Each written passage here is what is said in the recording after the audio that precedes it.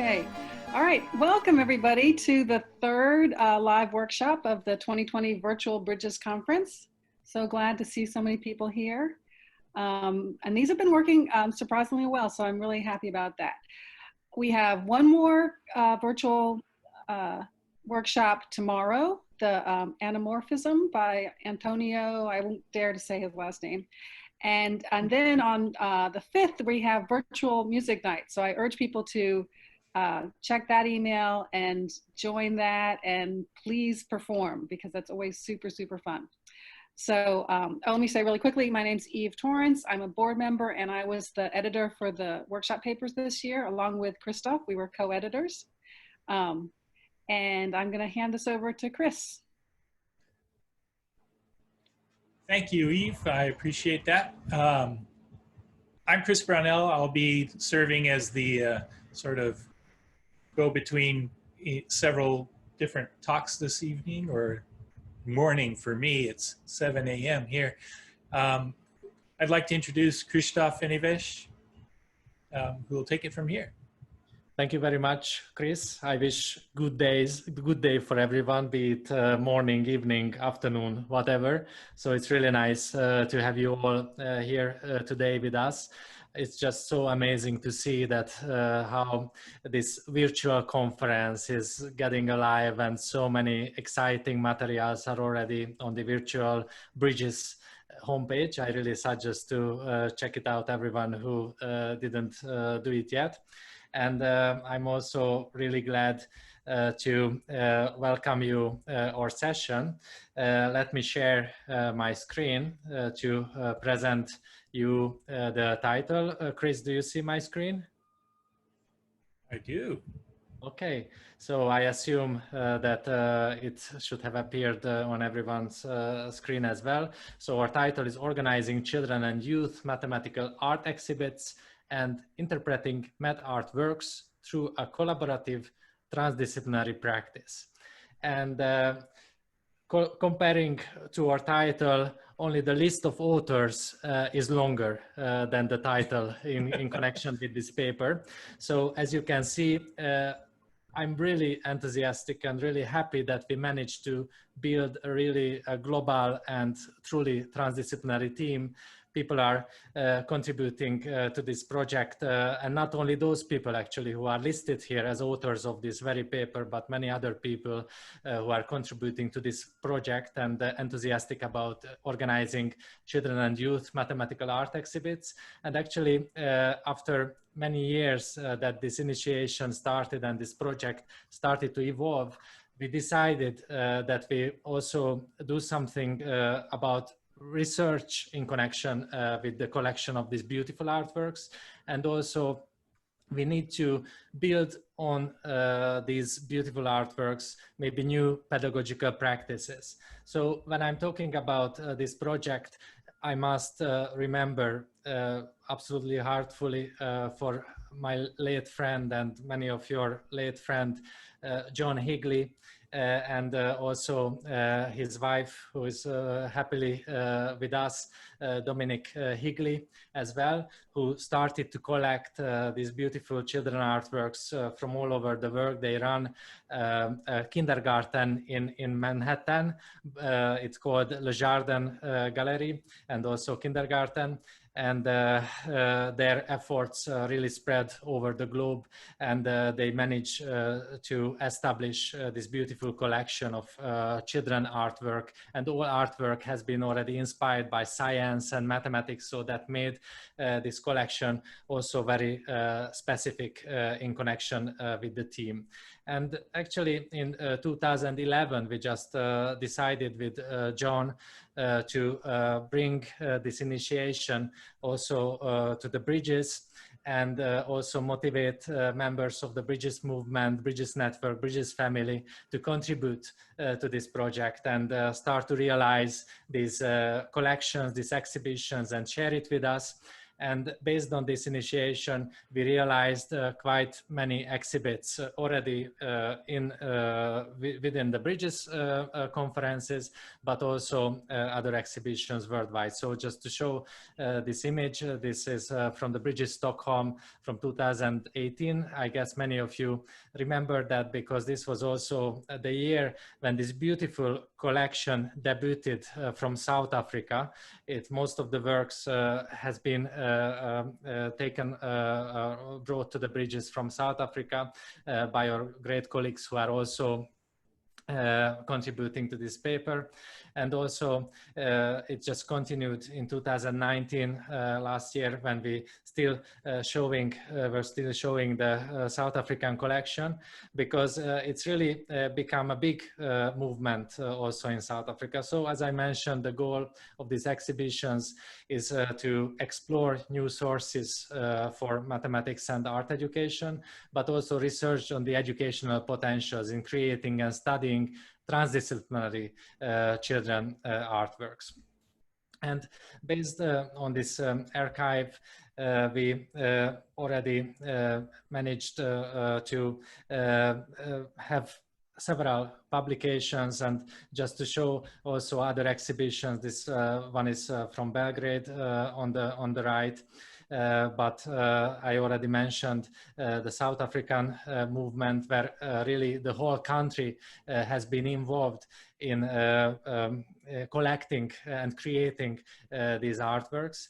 And also it connected to many other educational innovation workshops in connection with STEAM education. You can see some of the artists, young artists from this movement, and my colleague Werner, Olivier, is also on the picture. And as you can see from this slide, even COVID-19 couldn't stop this movement because it's very comfortable to stay at home and work on these mathematical artworks. So this is also a great opportunity for homeschooling.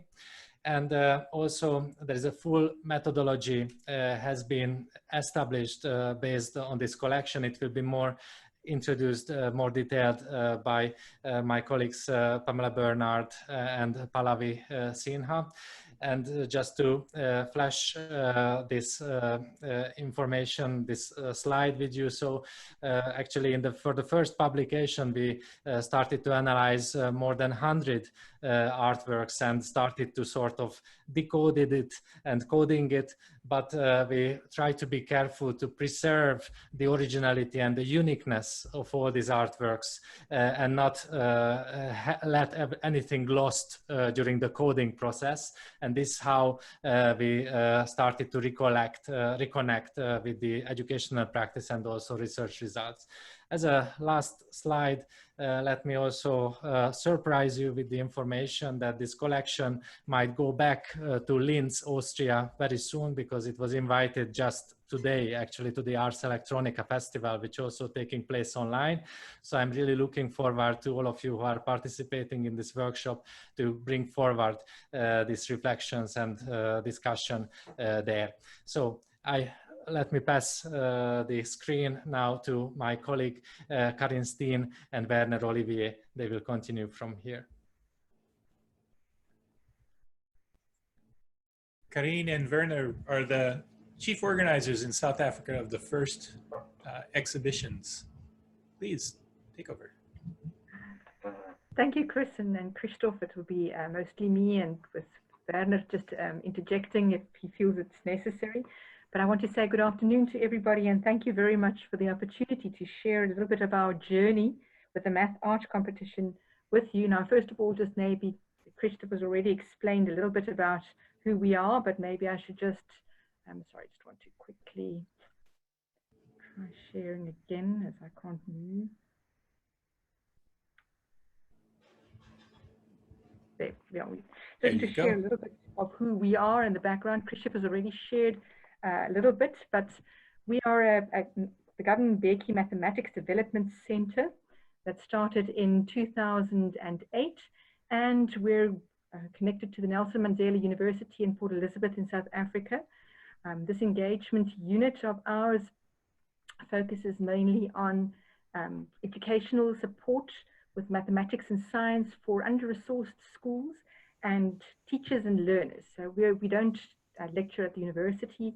We are focused on engagement in the society, in the teachers and learners' lives, and to encourage them in maths and science. We have a technology-assisted model that is mostly used in most of the under-resourced schools.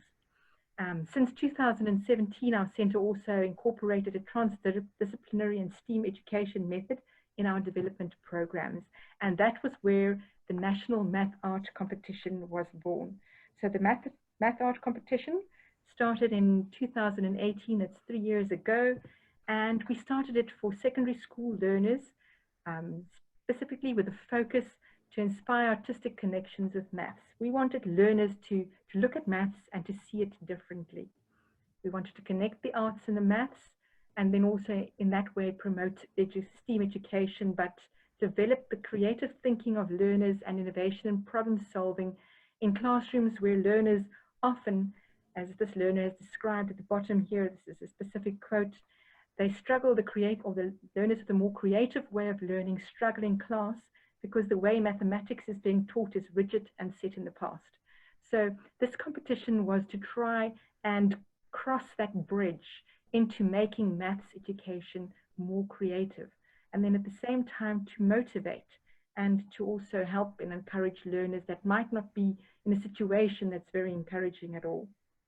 The outcomes of this project was very positive. So we started initially in 2018, carefully testing the waters, but we were quite amazed. And this project emphasized the fact that we need a non-expensive, low threshold project or program that is equal access for everybody. So that doesn't just promote or encourage a certain level of learners or learners from a certain background, but all learners can be included here.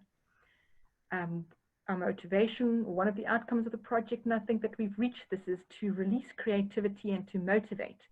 And then also, very important, to bring recognition to learners and to teachers, including those from poorer communities and under-resourced schools. So this is quite an important thing, is for people to find that they are seen and that they are known. And something that we did not expect with this competition, but which came out in the first year, is that a lot of learners actually found this competition a place where they could express themselves. And we expected math art drawings or maths drawings, and coming from a more mathematical background, we were expecting something more clinical, maybe beautiful, but more clinical. But the learners actually found a need to express also their emotions and frustrations with life, with maths, with school, in their drawings and in their paragraphs. So this was one of the interesting outcomes. Just another quote from one of the learners, and this learner actually drew this picture of the nice BMW here at the bottom corner. At my school, we do not have the opportunity to nurture our skill in the arts, design, mechanics and engineering.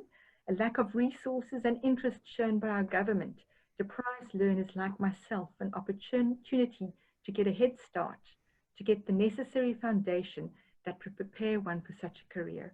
And this learner is also from an under-resourced school and not that economically well background or economically poorer background. And I think this is the frustration that is shared by a lot of learners. And this is not a South African problem only. I think it's a worldwide problem. Okay, just a little bit more background on our competition. The competition, or the first round, we started in 2018. They could submit any drawing. We wanted it to be handcrafted, so it had handcrafted drawing, a painting, a collage, a pen drawing, anything two-dimensional or using mixed media. We didn't encourage them, or we didn't want any sculptures simply because of the difficulty of transporting them and getting them in one piece to Port Elizabeth, as we wanted them all to be able to access the competition equally. It was to make it more easy to post and to collect things. We started off only in one province, namely the Eastern Cape in South Africa.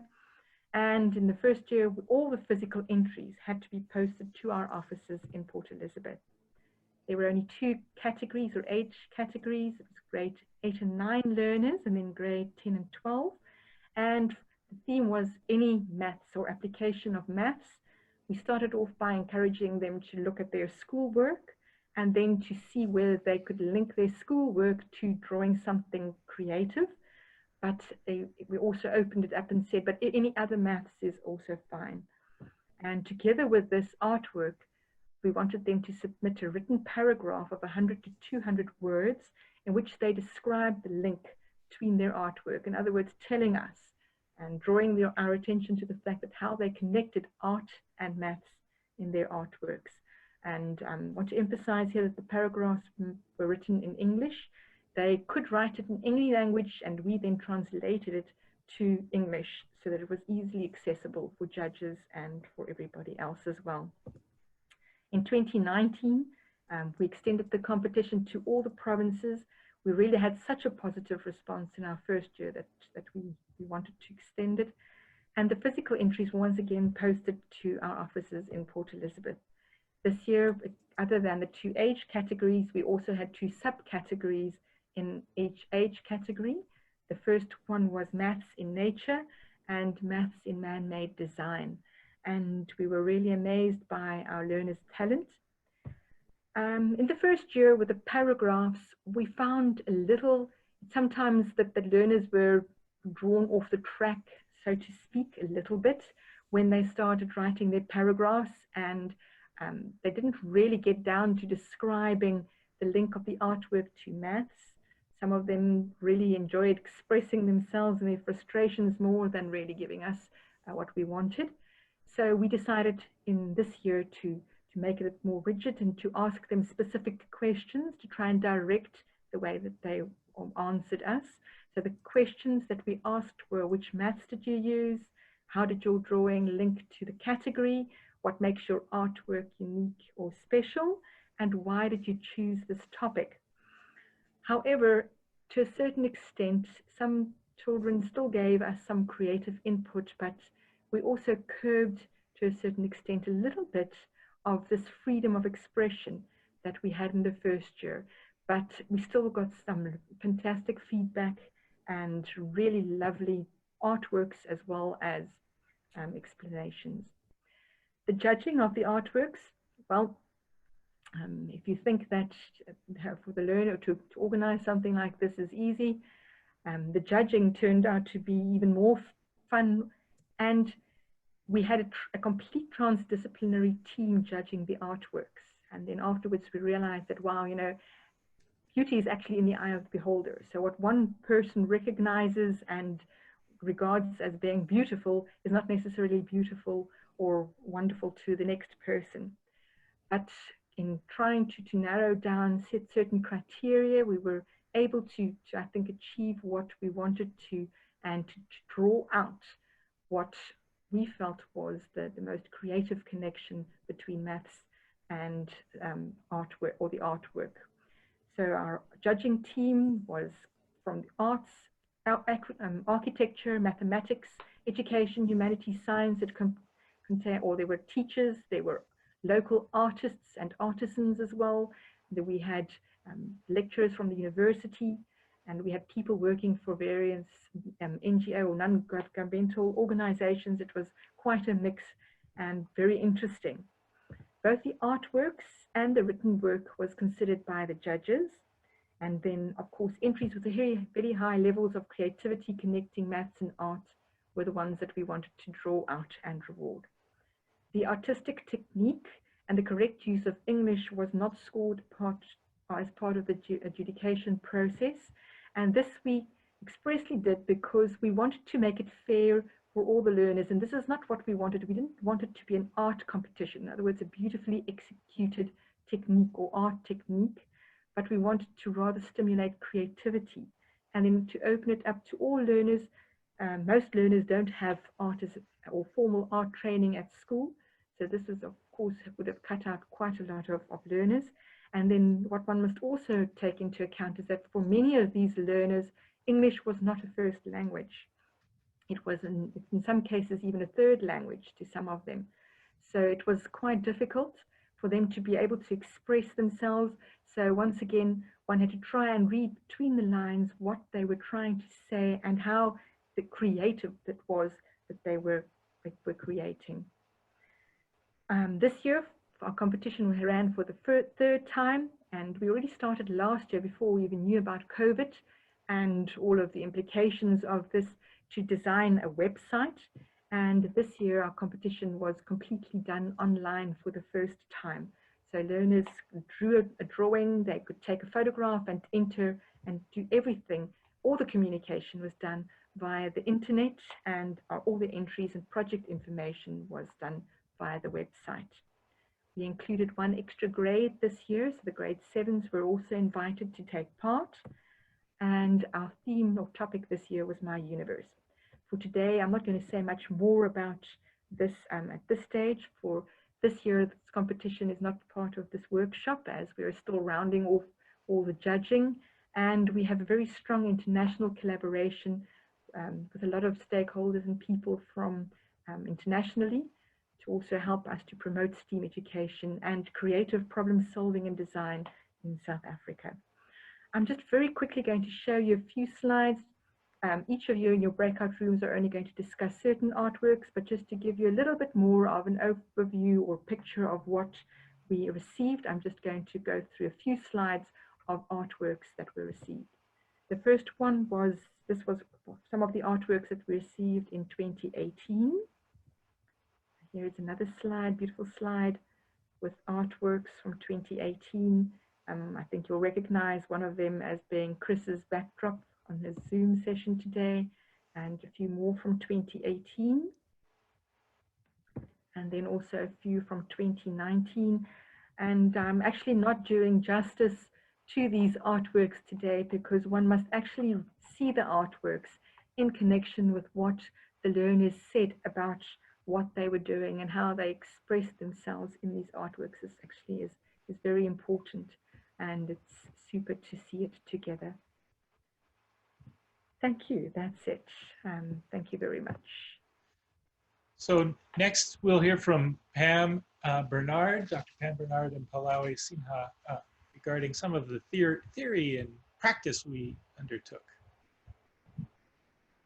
So Pam, your microphone is off, Pam. And let me see if I can unmute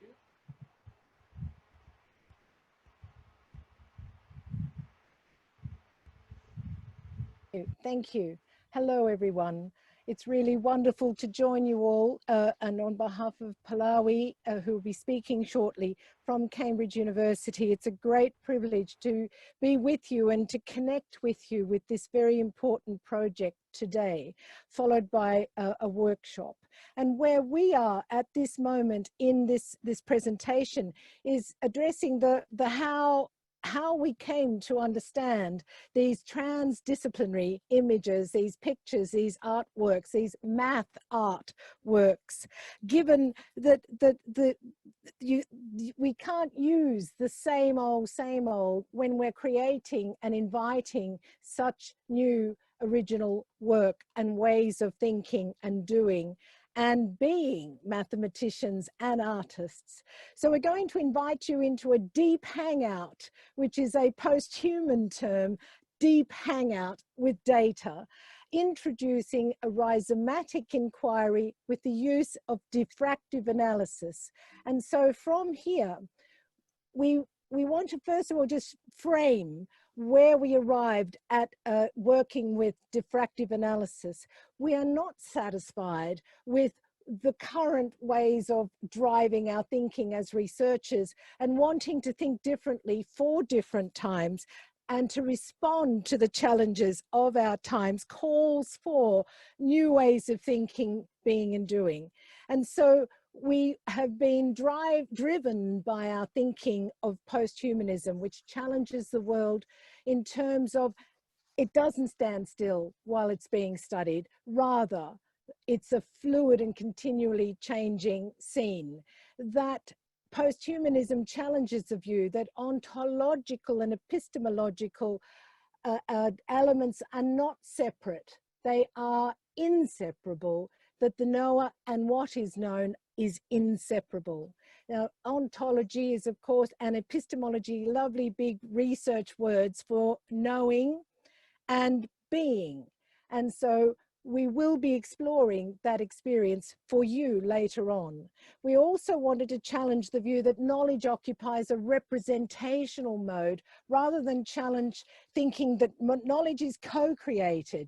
It's continually performative, and it arises from maker-centered modes. And finally, that science, and most importantly, that science and arts are not separate, not territorialized, lovely word, which is often the case when you go into schools, but rather we want to see them connected and embedded within our world. An enactment of that paradigm we want to share with you now, which is called rhizomatic inquiry. Pallawi. Thank you, Pam.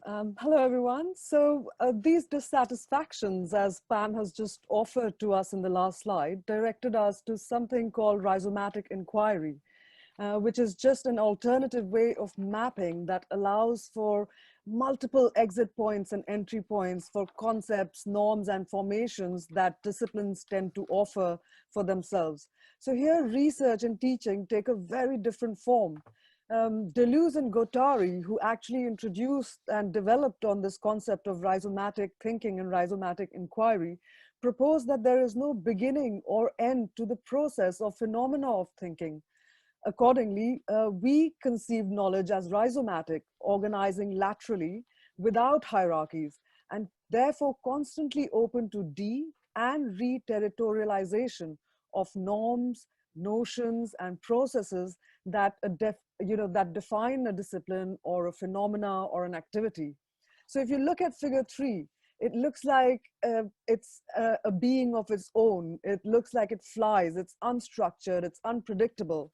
I know that there are no clean boxes or easy rectangles here, but this mapping you can consider as mathematicians something close to logarithms or permutations and set theorems. So rhizomatic inquiry is formed out of assemblages, which could be phenomena, which could be groups of people, or it could be just concepts taken, derived from a certain activity, say research, which interact together to do something, to produce something. And Guattari envisages assemblages as mutant centers of subjectivation. So there are no linear or causal way to go about it. These assemblages, as you can see in figure 3, are marked out as math, art, STEAM, or math art. They rupture into lines of flight. So all the numerous lines that you can see, that amoebic little image or diagram throwing off, those are the lines of flight, or the lines of thinking, or the journeys we take into our thinking and doing. So they throw us off onto another path, allowing us to break with the old habits and form new ones, creating the unfamiliar. The performance of this entanglement thus begins in the middle. It emphasizes the multiplicities and the complexities of understanding that result in the unfolding and the folding and refolding of ideas, processes, and even emotions. This is also represented in the figures 2 and 3, which engage with the troubled relationship and traditional separations between mind and body, thinking and doing, and between humans and nature. Now I'll pass on to Pam to discuss diffractive analysis in a bit more detail. Thank you, Pallawi. And it's important that there's a bit of detail on this slide, because we'll be inviting you to do some diffractive analysis shortly. And diffractive analysis is a methodology which troubles humans in terms of how we know and how we normally act. And so this may be a bit disruptive to you. So I'm going to invite you to be open, empathic, to trust us, and to be brave. So as we work through this iterative, really messy process, you'll be seeing that diffractive analysis disrupts binary formations. And does not lead to findings that perform dualisms. The diffraction invites a different kind of thinking, and it moves differently to the sort of usually very systematic way that we work with analysis, you know, having a unit of analysis and keeping very firm and sharp and focused. This is very different to that. And I have to say that both Pallawi and I and our team have found the whole practice of diffractive analysis very challenging, but incredibly rewarding, because it allows for differing non-hierarchical relational entry points into the entanglements of time, space, and matter. It sounds really wordy, doesn't it? But this is a different discourse that's actually needed to understand the different discourses that arise in the practices of MathArt-works. Diffraction reshapes the notion of ontology and epistemology, normally kept very separate, from being static and pre-existent and separate to being much more fluid, always already entangled and performative. And when we're doing this diffractive analysis, and Pallawi and I are about to do a little role play of our own analysis, of our team's analysis, but which then we'll be asking you to engage with in the breakout rooms. And you'll notice that this diffraction really is about a breaking apart in different directions. So you go into, first of all, a sort of thick, descriptive, deep observation, which Burnard calls a deep hangout, which I think is just so cool.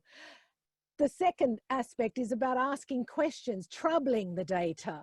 What else is going on? What else matters? And then rereading the data with those questions in mind. So you're intra-acting again with these multiple rereads, re-engagements, reconnecting, and intra-acting. It's a very beautiful thing to do collaboratively, actually. It's a kind of brainstorm, but with the data, in this case, these beautiful MathArt-works in front of us. And we also iteratively use theory to enhance the grasp on what's going on. What are the connections that we can make with theorists and other ways of understanding, not looking to kind of create, you know, a clean scene, you know, that's very, that's sort of different themes, which instead of opposing them, we want to engage with them. So that's very important. Instead of opposing or agreeing with a theory, we're wanting to engage with different kinds of theories, and to say that the researcher engages with these different theories, realizing affirmative readings of them in order to provide a complex and sensible and new and co-constructed analytic and critical engagement. And so we will just very briefly, this is a very kind of snapshot view of an analysis of this particular MathArt-work. And you'll notice here the artist's statement is made, and this is the MathArt, a 15-year-old female girl in grade 10 attending a fee-paying public school, a school community in a low average socioeconomic background. I know you can multitask. We have to, as teachers, educators, and people living in COVID worlds. So essentially, as you read the artist statement, Pallawi and I are going to role play those various sort of iterative phases where we were seeing in a thick descriptive way. Pallawi, would you like to go on to the deep hangout? Yes, thank you, Pam. So I'm going to set up the you know, artwork for you, and Pam will be there asking those questions that when we reread the data and really reread it again, the kind of inquiries that kept creeping out. And this is what diffraction and rhizomatic inquiry are about, and you'll be going on to do this yourselves. So setting up this drawing, this image appears to be a self-portrait. It is abundant in symbolisms, such as the monotone image with one red eye and a tear streaming down, the stitched lips, the hair related to the roots of our lives, she says, and visual codes such as unending number lines and the concept of infinity. So Pam, I'll jump in and say, but what else is going on? Is this articulated as a self-portrait? Why the red eye? Does the hair framed by numbers relate to the artist's reconfiguration of maths? Or is this something about the root of her everyday life, as she says, that has something to do with her identity? This makes us reread the data. Pallawi? So in reading the math artwork and the statement offered reiteratively, the image appears to be internalized. It gives us access to this young girl's inner world. There seems to be an othering of the demonic girl before we see the math artist start to relate to mathematics, as she states, like the demon stealing her soul, becoming addicted. So the image foregrounds what Karen Burnard calls ongoing being and becoming. Being a mathematician, becoming a mathematician, in looking at the insights from her spaces of school, home, and the material discursive practice, these practices of knowing and being, according to Karen Burnard, are foregrounded. So let's now look at a second, and you've been watching and observing the stressed Vitruvian man when you first were introduced to by Chris to our project. Here, look at his artist. Yes. I'm sorry Yes. to interrupt. Could we skip this second piece or dramatically reduce it? We are running short on time. Okay, can you give us 30 seconds? 30 seconds. Okay, so here we have his text. Important to just scan it, the text of this young man, who then went on for us to say what's going on here, and looking and drawing very deeply at a thick description of what we're seeing in terms of the mathematics and the arts practices and the knowledges that are shown. We went on to ask, why was he drawing himself? We then went on to ask what sort of theories help us to understand, and we went back into another reread of the data itself. And so we come to a rhizomatic representation with those 3 steps. They're phases that are very iterative: reading, rereading, making connections, using theory, and asking questions. The rhizome, there it is, drawn. Pallawi put this together, and it really very much amplifies that assemblage of something that has no beginning and no end. It has this outgrowth of understandings. And so our provocation, what do we learn from diffraction that goes beyond being just a methodological tool? Could there be a diffractive pedagogy that looks at transdisciplinary ways of teaching and learning? And knowing that South African post-humanist Muris and Bolacek says diffraction troubles humans, and it is difficult to do this kind of location of where is the maths, where is the learning of arts, and how do you bring these together. So we invite you to join us in breakout rooms for an experience of diffractive analysis and rhizome drawing, knowing this is a safe space. You do need to be brave. But it is a safe space, and we will come out together knowing more than we did before we went in. Thank you. Thank you, Pam. I appreciate that. We appreciate you taking us through a quick diffractive analysis, or a quick brush up on diffractive analysis. I'd like to now give some instructions on what you'll do in the breakout rooms. And so with that, we'll let me just give you a quick little show off here.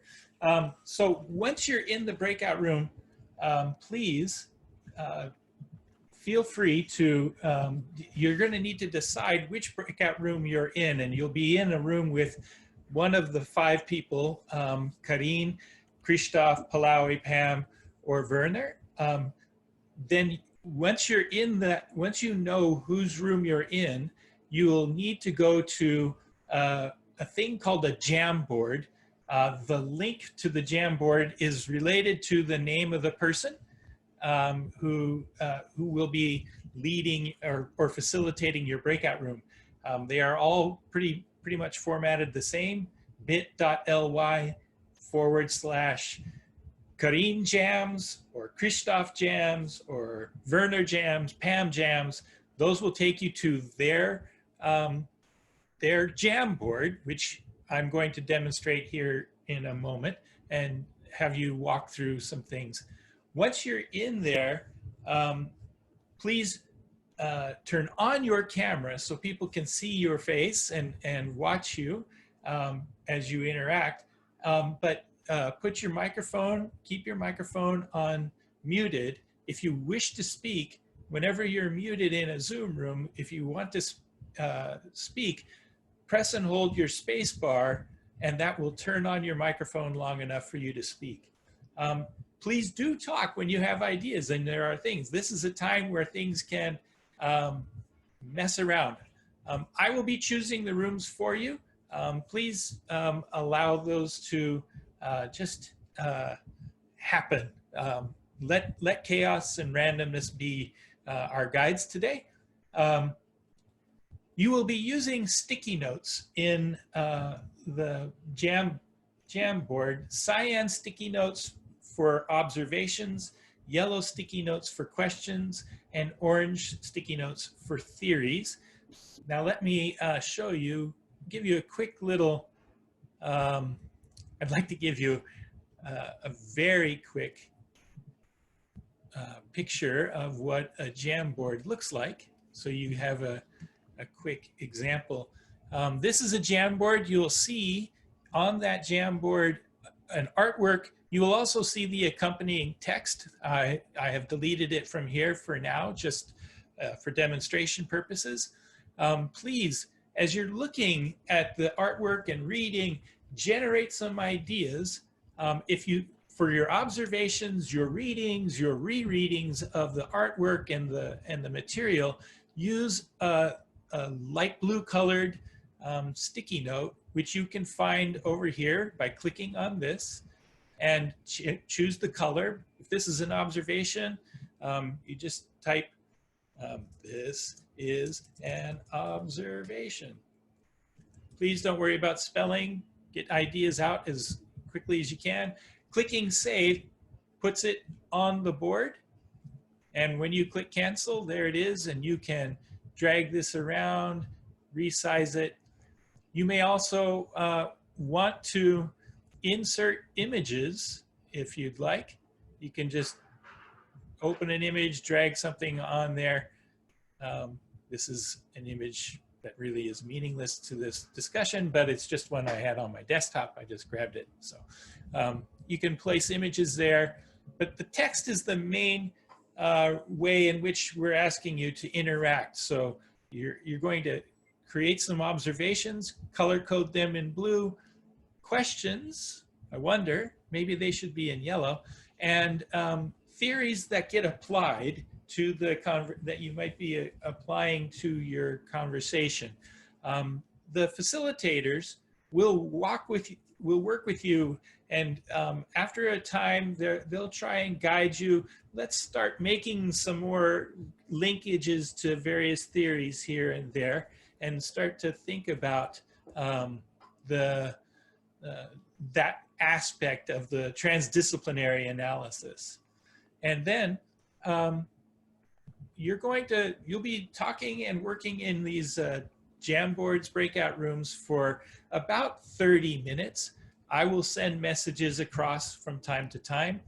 And so listen to your facilitators, listen to each other, and enjoy it. Are there any questions from the 5 folks? Kristóf, suggestions? I'm fine, thank you. We can move, I think. Okay, so I am going to move us out into breakout rooms. And just what you'll need to do is accept the breakout room assignment that you've been given. The 5 facilitators, please stay behind for a moment. I was really happy to work together in the breakout room with these great people. They had fantastic observations and recognitions. I really loved it. Wonderful. as I was wandering through, there were problems at the beginning, of course, but once things got rolling and everybody got into a Jamboard, it seemed like it was more interrupting if I said much. Everybody was so engaged. That was great. So folks, welcome back from your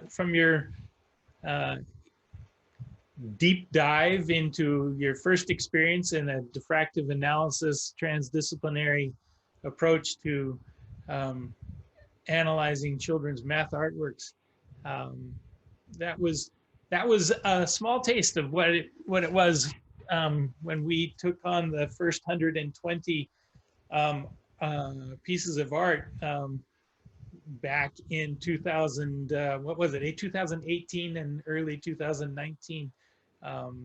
It was quite a pleasurable and enjoyable experience talking with and bringing each other's and hearing each other's theoretical perspectives and observations and trying to coalesce them into a cohesive whole. I hope the experience for you was also as rich. Kristóf, could you post the book title again in the chat? Your book? The reference, yes, I will do that. Thank you. Also, could you post that one and the Brill and Springer books as well? Yes. So the other members of the writing team, are there final comments? We have about 5 minutes before the session is 8 minutes before the session is done. So can we share 3 each? 3 quick ones, 3 observations? 3 observations, not 3 minutes. No. What if, Chris, you would draw up to your screen the Jamboard, Pam's Jamboard, and we could take a look from there. Maybe we could also show our Jamboard, and maybe you manage it the best and quickest.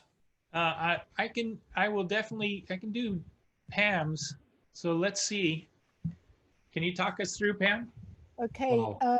This had us engaged. We were in deep hangout mode, and then someone would talk, and then there'd be a sort of a flurry of yeah, I'm seeing that too. I'm seeing that too. And so there was the knowing that the blue are the deep observations and the yellow are questions, and the orange is theory. Then there were a lot of questions. There were ways of thinking about this theoretically, and there was, the longer you look and the deeper, the key point here being a really deep attentiveness, what that happens when you go back and when you share. When we looked at this, we all recognized that I had a t-shirt to match. No, that's not true. That we looked at this in terms of the zebra as a metaphor, and there was a beautiful comment. And everyone was engaged in really sort of deconstructing, as you can see, the zebra's body in terms of common mathematic curves. And there was an observation that this person was using sort of a simpler maths rather than a higher level maths, and was asking questions, about the concept of maths and the use and connectiveness of that, wondering why that is. The actual personal experience of the Jamboard has real potential, but it takes a little while to kind of get the hang of it. But we were trying to imagine being in a staff room, Third Point, and putting this on the table as teachers and or researchers or both, and saying, what's going on here? What can we see? What is it telling us? And what is this drawing us to pay closer attention to, and how we learn and do it with each other, that co-construction together. Done. Chris, that sounds amazing. And Chris, if you can put on our Jamboard. Are you here, Chris? Are you with us? If Chris disappeared? Chris disappeared. Okay. While he returns, I can share my screen. I try to share my screen. Okay, do you see my screen? Everybody? Okay, good. Melissa, are you with us? Melissa Silk? Yes. Would Yes, you be I'm here. courageous enough to say some words about the pale face as well? Okay. In our understanding? Okay. Sorry, just well, if you can see in the we have an image in the middle, another image that we popped in. I used to use this mask in teaching the golden ratio. It's a mask called the golden mask used in cosmetic surgery. So we would teach it in a math art program that I wrote and taught it at a school in Sydney, Australia. But it also was a great introduction to the ethics of perfection and race, and then also leading into discussion of Leonardo's not so golden faces. There's a great diagram of his own record of what he considered not so golden. So this mask, I thought that reminds me of the golden mask, and so I found an image of it there, so that we shared and we had a bit of a chat about that. Yeah, and of course the Escher reference came, and also this interesting connection between the pendulum painting and how through these sort of mistakes in between quotation marks, how it turned to be the part of the original or the final artwork, and how it gave inspiration and more connection points to this artist. Yeah. And yeah, it was a really vivid discussion, I think. And on the second page, you can see some more observations and also questions to the artwork and visual connections. And our second artwork, this Nedebelas Lives in Maths. We didn't have too much time for that, but it also provoked a lot of observations. Melissa, would you be kind to also say some words about that? You are muted now. Okay.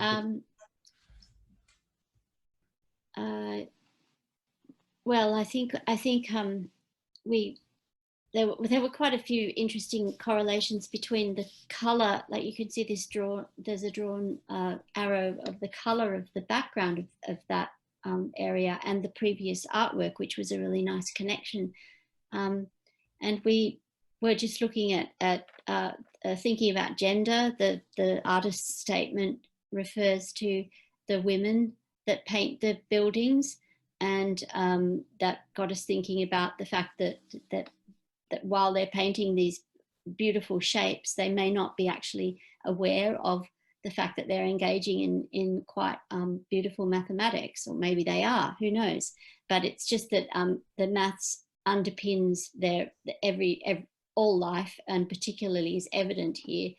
And so what we can see, that sort of idea of making the seen unseen, is actually is brought out in the artist's statement, where they describe the math as they're describing what they did. They describe the actual maths and the equations that they used. So it really brought to life the fact that there is mathematics represented in the houses, and there's mathematics represented in these people's lives, and the women are the ones that are producing the I guess the narrative of that mathematics in what they do on their art, on their buildings.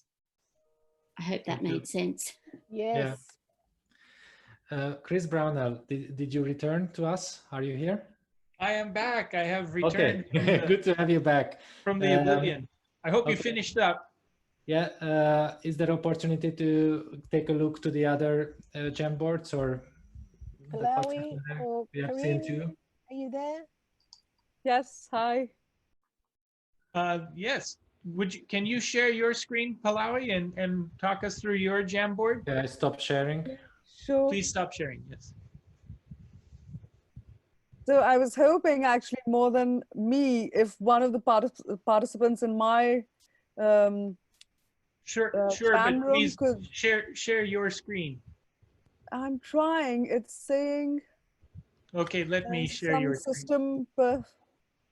Let me share it, and then you can talk us through. It's telling me to go to system preferences for some reason. Here we go. Okay. Oh, awesome. So again, I think, you know, in our room, there were a lot of like thinking about what the image actually offers, and then the different questions that were arising. And as you can see, you know, immediately the, you know, participants were able to grab onto the fact that there was an Escher connection to it. But I'm hoping that Alice or, you know, one of the other participants, if you'd like to, Sam, if any of you would like to actually join in the conversation and explain your experience of participating here. Or maybe they can't access this, I'm not sure. Well, if I'm seeing it just fine. It was interesting to see how different people noticed different things and different, you know, comments, and it was very enjoyable. Pallawi, did you get to the other artwork? Yes, so we chose the one on the third, yeah.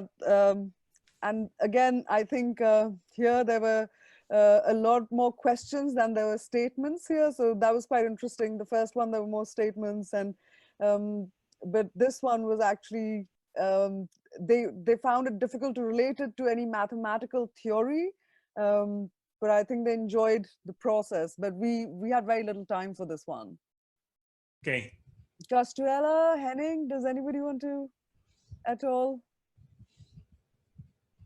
Okay, so I think there were, you know, a lot of relationships that were brought in terms of whether that was, you know, the flowing nature of the background with the, you know, the construction in the center of it all.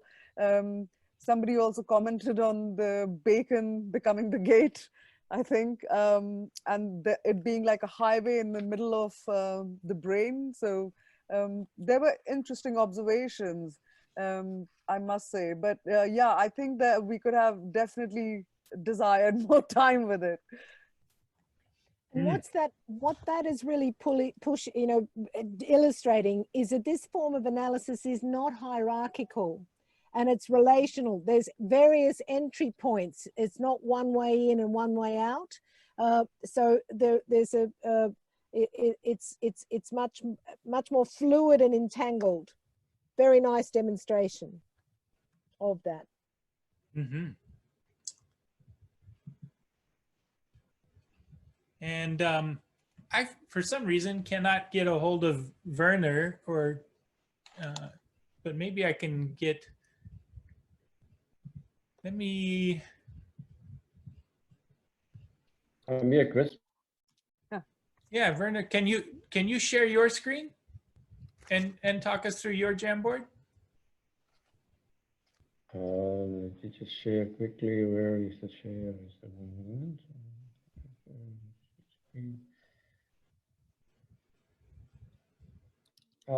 There we go. Our Jamboard is a little bit messy. We only looked at the one artwork and also the paleface one that was done before, so it's quite different.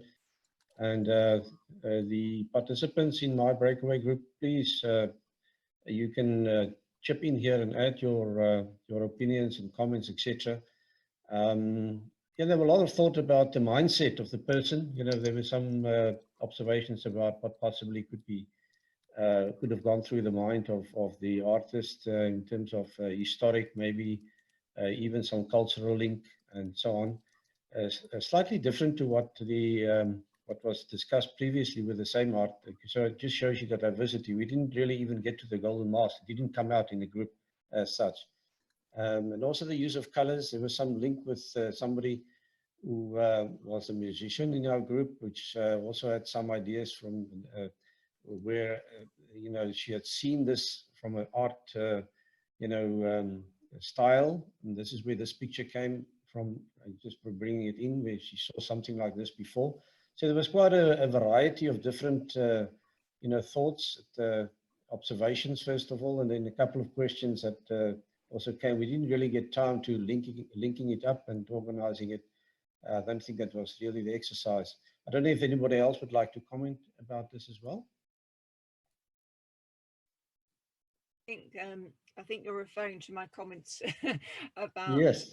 the still movement, the Dutch movement in the early 1900s, and we were just saying that that kind of visual composition where you've got vertical and horizontal lines and the kind of black and white and primary colours reminded me very much of some of the Dutch paintings that I've seen a long time ago. But I'd also reflecting about the way in which this type of picture actually influenced the early musicians of the 1900s. That I think his name was Dommersteller, and how this pale face is a very complex picture that could easily sit in the kind of genre of music, maths, architecture, and so on. So yeah, that was just my comment. There were some expressions about there were some expressions about tessellations, of course, the normal mathematical 2 or 3, direct math observations about symmetry and so on that we normally have. But other than that, there were quite a number of other very interesting observations, as you can see. Yeah, I think we start to run out of time, unfortunately. I think we have.